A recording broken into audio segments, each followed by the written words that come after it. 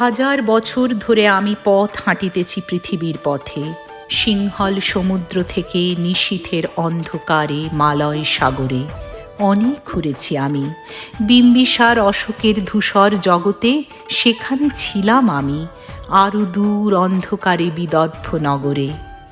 আমি ক্লান্ত প্রাণ এক, চারিদিকে জীবনের সমুদ্র সফেন।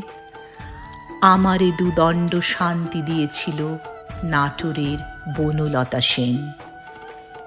চুল তার কবেকার অন্ধকার বিদিশার নিশা, মুখ তার শ্রাবস্তির কারুকার্য।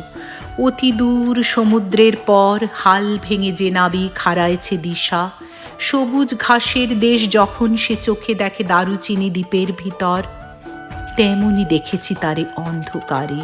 বলেছে সে, এতদিন কোথায় ছিলেন? পাখি নীড়ের মতো চোখ তুলে নাটোরের বনলতা সেন। সমস্ত দিনের শেষে শিশিরের শব্দের মতন সন্ধ্যা আসে, ডানার রৌদ্রের গন্ধ মুছে ফেলে চিল।